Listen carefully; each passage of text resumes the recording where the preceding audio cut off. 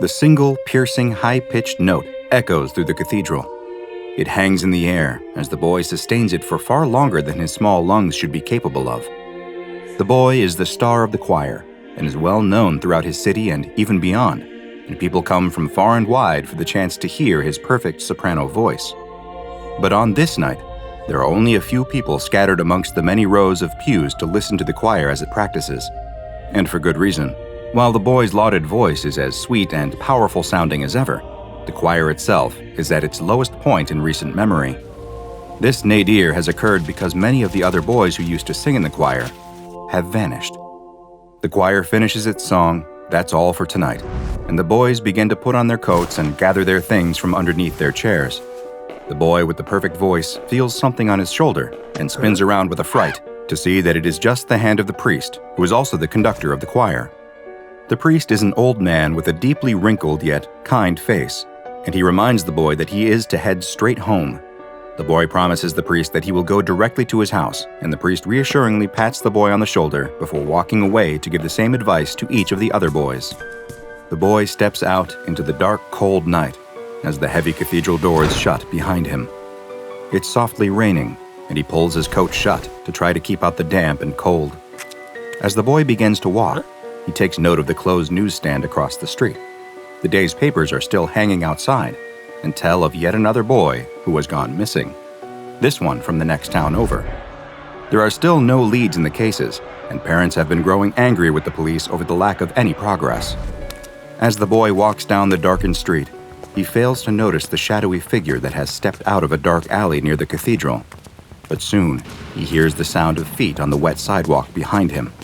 He glances over his shoulder and sees that the figure is walking the same direction as him. The boy looks back straight ahead, not wanting to draw any more attention to himself, and tries to increase his pace. As the boy walks, his well-trained ears quickly detect that whoever is walking behind him has sped up as well. The boy doesn't run, but he feels a surge of real fear begin to rise inside of him.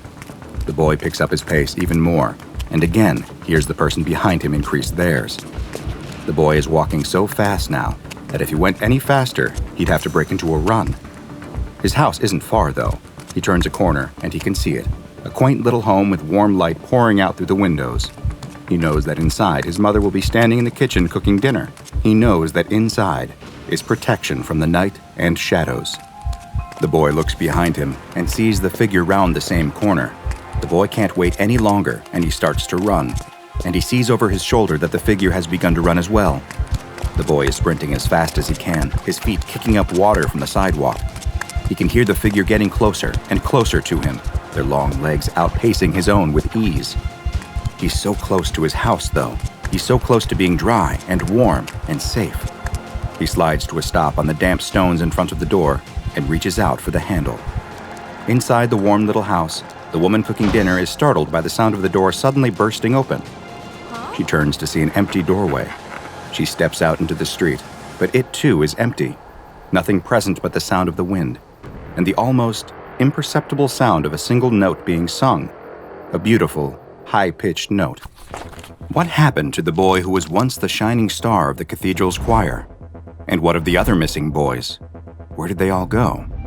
Perhaps they went to SCP-2678, a mysterious spatial anomaly that is also known as a city all of blood. SCP-2678 is an extra-dimensional space that so far is known to be accessible through exactly one entrance, a door in the basement of the Siena Cathedral in Siena, Italy. Strangely, the extra-dimensional location behind the door is only able to be entered by individuals who hold what could be termed traditionally Catholic beliefs. Perhaps even stranger, though, is that when it was first discovered, the door to the space was barred, and a metal placard had been placed next to it that read, SCP Foundation Department of Abnormalities. This might not sound especially odd, but it came as quite a surprise to the agents investigating it, as there is no record of there ever having existed a Department of Abnormalities within the SCP Foundation. Other than SCP-3790, of course, which is another padlocked room bearing a similar sign, but that file has been locked by the O5 Council, and we will have to save our exploration of that for another time. Back to SCP-2678. Individuals who have Catholic beliefs that enter the SCP-2678 space find that they emerge into a small, tent-like structure that appears to be a sort of forward operating base that has been built around the freestanding doorway. The outpost is abandoned, but there still remains a number of strange objects, including a biomedical laboratory-grade refrigerator containing numerous samples of blood and bone, various types of audio recorders ranging from old wax strip models to magnetic tape machines, and a computer terminal which, when activated, requests Foundation credentials. However, all attempts to access this computer have been met with failure, as it has rejected all attempts for reasons of insufficient clearance. Also found inside the outpost was the score for a previously unknown choral prelude titled Sul Golgotha, which when translated from Italian means on Golgotha, with Golgotha being the name of the hill that Jesus Christ was crucified on, according to the Bible. The last object found in the tent was a skeleton, though several bones were missing, including the hip bone and both forearms. Further examination of the skeleton revealed it to have belonged to a young male, though the exact cause of death was unable to be determined, nor was it clear whether the bones had been removed before or after the young man expired. Upon exiting the outpost, visitors to SCP-2678 will find that they are on the outskirts of a gigantic city that is floating in the middle of a red-orange void. The city is truly massive, having been measured at being over 300 square kilometers in size, and consisting entirely of cathedrals, palaces, and churches, all of which are in the Italian Gothic style of architecture. A never-ending rain of a red liquid that was found to be human blood falls on the city at all times and has stained the buildings a deep red color.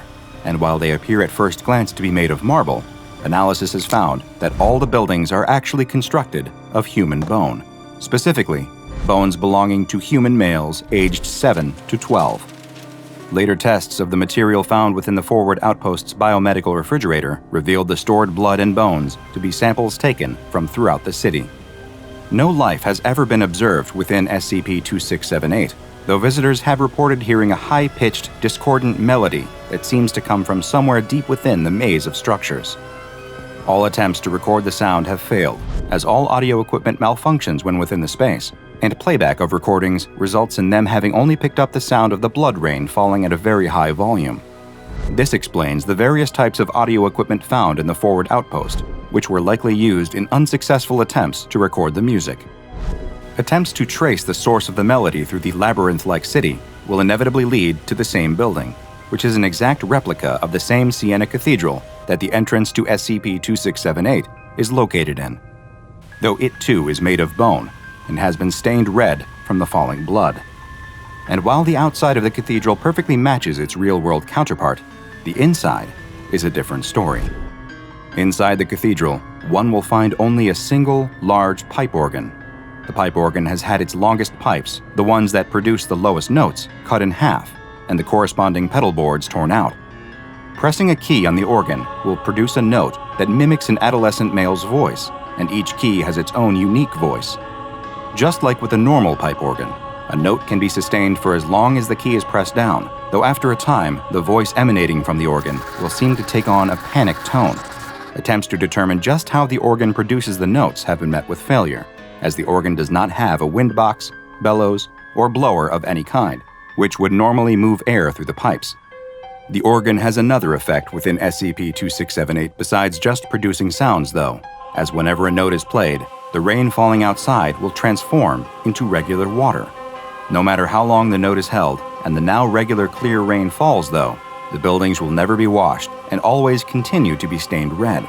Tests were performed on the organ in order to determine just how long it could sustain a single note, and the C7 key was pressed for over 20 minutes, during which time the voice continued to sing out, becoming more and more stressed and panicked-sounding as time went on.